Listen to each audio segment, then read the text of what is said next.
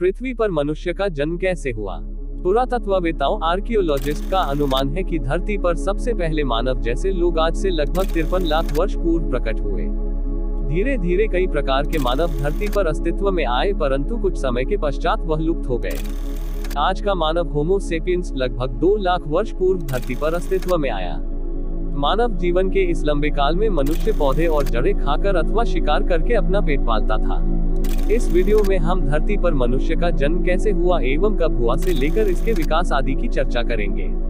पहले विद्वानों को 19वीं शताब्दी तक के पूर्व इतिहास काल के बारे में बहुत कम जानकारी थी, परंतु विद्वानों ने उन स्थानों पर खुदाई की जहां पर किसी समय मनुष्यों के रहने की संभावना समझी। इन खुदाइयों में पुराने बर्तन तथा प्राचीन काल के मनुष्यों तथा जानवरों की हड्डियां प्राप्त हुई हैं।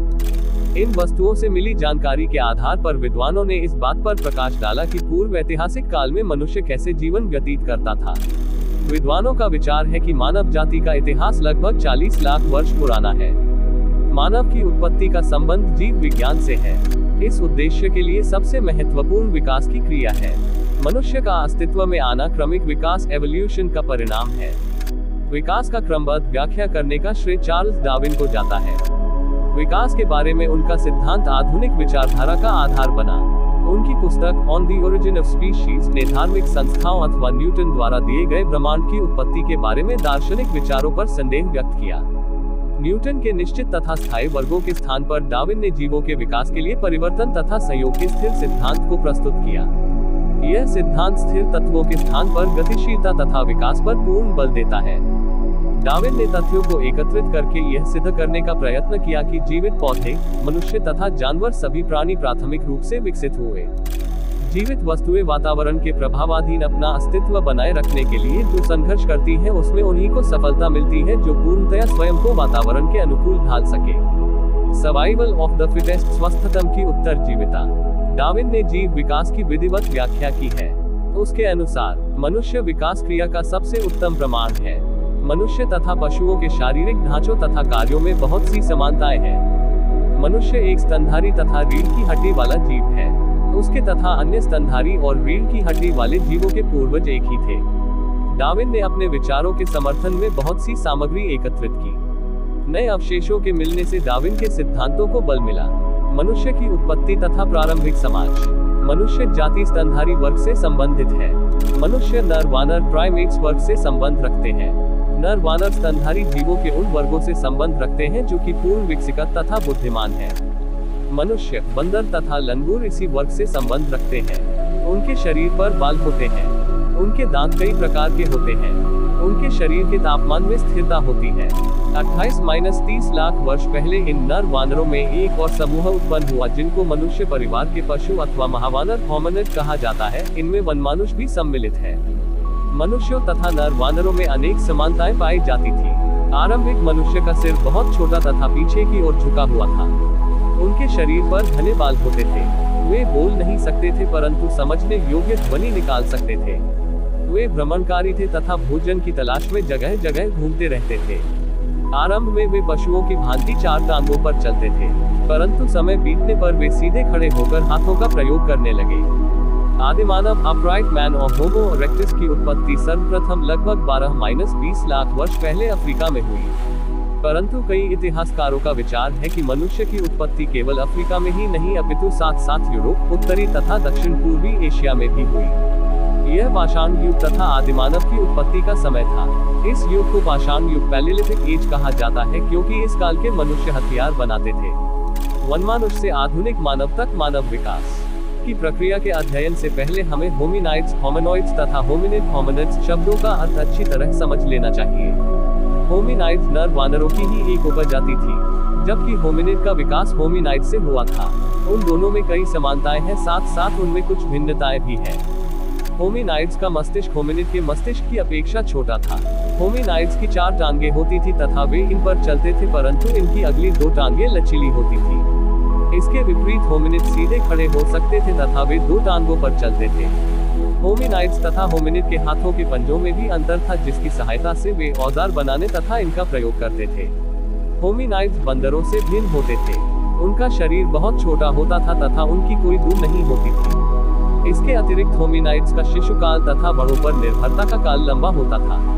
आदिमानव के अवशेषों का भिन्न भिन्न जातियों तथा हड्डियों की बनावट के अनुसार वर्गीकरण किया जाता है। ऑस्ट्रेलोपिथेक्स ऑस्ट्रेलोपिथेकस 40-30 लाख वर्ष पूर्व तक। प्रथम वनमानुष को ऑस्ट्रेलोपिथेक्स अथवा सदर्न एप कहा जाता है। वे पूर्वी अफ्रीका में पाए जाते थे। उनमें मनुष्यों की विशेषताएं पाई जाती थी। वे खड़े हो सकते थे, परंतु ऑस्ट्रेलोपिथेक्स तथा वनमानुष के हाथों की बनावट में अंतर था। इन्हीं ऑस्ट्रेलोपिथेक्स की एक उपजाति को जिंजंथ्रोपस कहा जाता था तथा वह पत्थर के औजारों का प्रयोग करते थे। वे पशु जीवन व्यतीत करते थे तथा जंगली कीड़े मकोड़े खाते थे। ऑस्ट्रेलोपिथेक्स के प्रथम अवशेष 1959 में तंजानिया के ओल्डुवाई गोज में ब्रिटिश पुरातत्व विज्ञानी मेरी लीकी द्वारा खोजा गया था। होमो हैबिलिस 24-14 लाख वर्ष पूर्व तक। इस काल में मनुष्य के पंजे इतने कठोर नहीं थे कि वह लड़ाई में काम आ सके। वह तीखे दांतों वाले बाघों और शेरों का सामना नहीं कर सकते थे। मनुष्य को अपनी जान बचाने के लिए फुर्ती से काम लेना पड़ता था। 24 से 14 लाख के बीच के काल का मनुष्य पत्थर के शस्त्र बनाते थे। होमो हैबिलिस अपने पूर्वजों की अपेक्षा अधिक लंबे थे। वह उन स्थानों पर जाकर डेरे डाल लेते थे जहां उन्हें आसानी से भोजन मिल सके।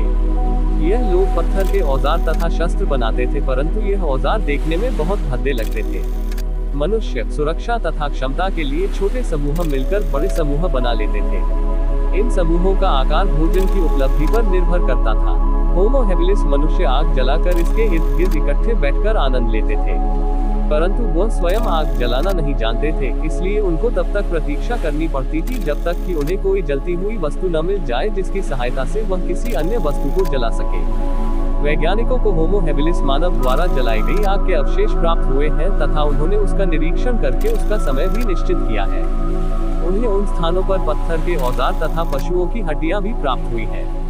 इससे संकेत मिलता है कि होमो हैबिलिस जानवरों का शिकार करते थे तथा पशुओं की हड्डियों का मज्जा बोन मैरो भी एकत्रित करते थे। इन अवशेषों से यह भी पता चलता है कि होमो हैबिलिस अधिक समय तक एक स्थान पर निवास नहीं करते थे, बल्कि वह भोजन की खोज में विभिन्न स्थानों पर भ्रमण करते थे। सीधा खड़े होने वाला मनुष्य होमो इरेक्टस 19-143,000 लाख वर्ष पूर्व तक। इस काल में मानव ने आग जलाना सीख लिया था। वह अफ्रीका से चल पड़ा तथा लगभग 10 लाख वर्ष पूर्व विश्व के कई भागों में फैल गया। इस काल के मनुष्य को विकसित होने में और 2 लाख वर्ष लग गए। सीधे खड़े होने वाले मनुष्य का आकार लगभग इतना ही था जितना कि अब है, परंतु उसकी खोपड़ी का आकार आज के मनुष्य की खोपड़ी के आकार का लगभग 2/3 था। अब वह और अधिक अच्छे हथियार बनाने लगा था। उसने पत्थर के कुल्हाड़े तथा चाकू बनाए जिनका उसने शस्त्रों के रूप में प्रयोग किया। संभवतः सबसे पहले शिकारी यही मनुष्य था। इस मनुष्य को आग जलाने का ध्यान भी आता था। इस खोज से मानव के जीवन में नाटकीय परिवर्तन आए। लगभग 10-15 लाख वर्ष पहले होमो इरेक्टस अफ्रीका छोड़कर अन्य महाद्वीपों में जाकर बसने लगे। यह आरंभिक मनुष्य संभवतः भोजन की खोज में अफ्रीका से यूरोप तथा एशिया से अमेरिका जा पहुंचा।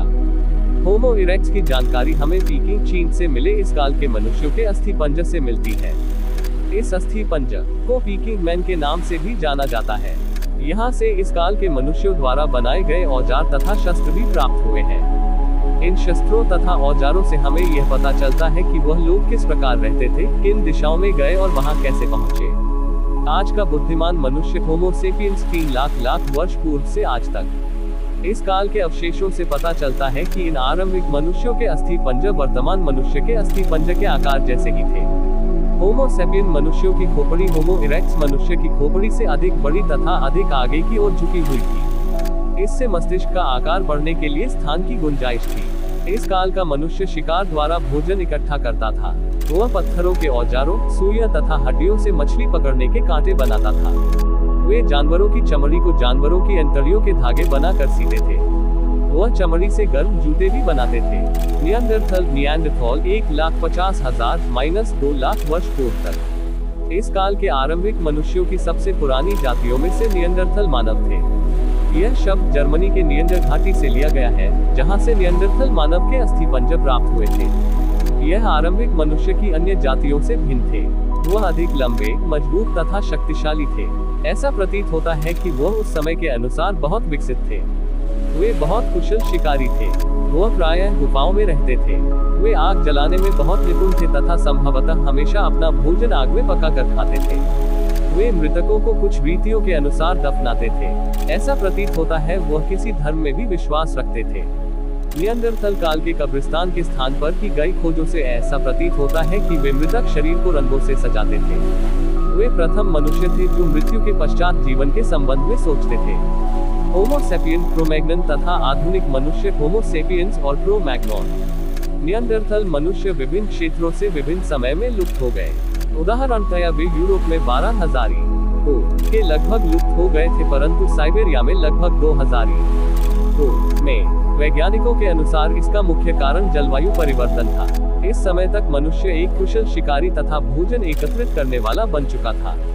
वे अब सारे विश्व में फैल चुके थे। वैज्ञानिकों को यूरोप, एशिया, अमेरिका तथा विश्व के अन्य भागों से इस काल के मनुष्यों के अवशेष प्राप्त हुए हैं। यद्यपि इस काल के मनुष्य का जीवन बहुत कठोर था, परंतु उनके पास पर्याप्त मात्रा में भोजन पदार्थ तथा शरण स्थल थे। इनमें बहुत से मनुष्यों की आयु बहुत लंबी थी। यूरोप में रहने वाले होमो सेपियन को क्रो-मैग्नन कहा जाता है। क्रो-मैग्नन मानव हिमयुग की कठोर सर्द ऋतु से सुरक्षा के लिए स्थायी निवास स्थान बनाते थे। गर्मियों में वह तंबुओं में रहते थे तथा पशु पालते थे। सर्दियों में वह बर्फ की झोपड़ियों में रहते थे, जो कि वृक्षों की शाखाओं तथा बड़ी बड़ी मोटी हड्डियों से बनी होती थी तथा ऊपर से जानवरों की खाल से ढकी होती थी। कुछ झोपड़ियां लोगों के छोटे समूहों के रहने के लिए बनाई जाती थी। यूक्रेन में लंबी झोपड़ियों के अवशेष प्राप्त हुए हैं, जिनमें एक पूरा कबीला ही समा सकता था। इन लंबी झोपड़ियों में अंदर जाने के लिए बहुत से प्रवेश द्वार बनाए जाते थे। इन कमरों में आग जलाने के लिए बहुत से स्थान होते थे।